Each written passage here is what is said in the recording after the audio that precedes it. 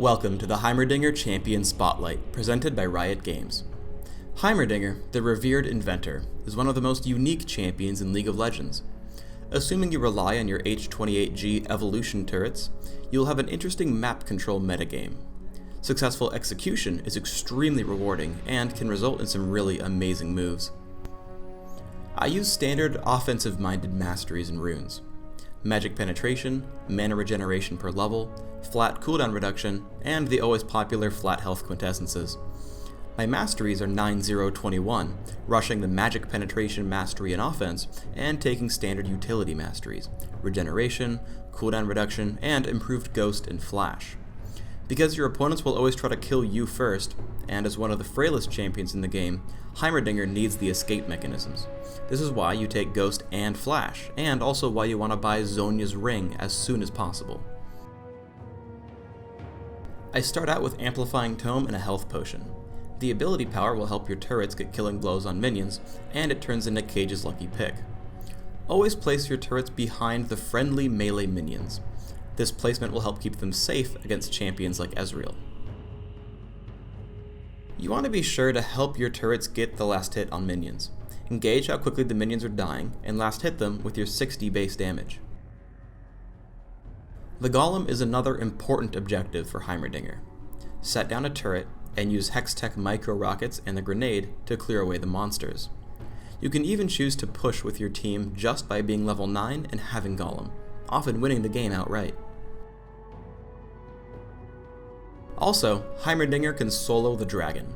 Once you hit level 9, set up a couple turrets right outside the cave. Then, pull him into range using rockets and your various spells to down him quickly while taking very little damage. As Heimerdinger, you have to play very cautiously. Over half your damage output is in your turrets, and since it takes over 18 seconds, even at max cooldown reduction, to place all 3 of them, you have to plan ahead. Because of this limitation, Heimerdinger is best played as a pushing champion, working with the rest of your team. Your best option is to create a base of operations, which is why some people call Heimerdinger the club owner.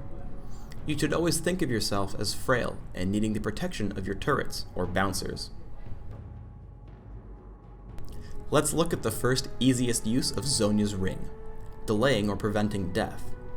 I actually make a huge mistake here, because I activate the item extremely late, with below 100 health left, meaning that I die to Tormented Soil.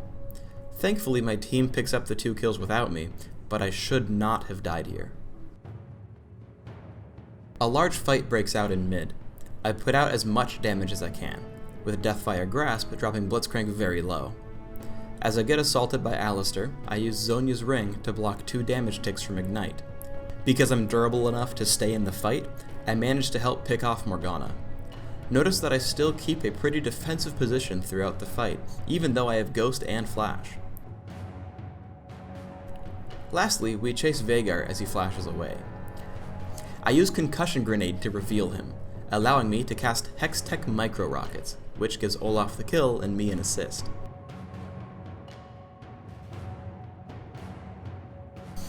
I head top to gank Morgana and Blitzcrank. I hit them with all my abilities, including Deathfire Grasp onto Morgana. I tap Zhonya's Ring to block the damage and stun for Morgana's ultimate. As she gets away, I flash to get into range and kill her with a turret.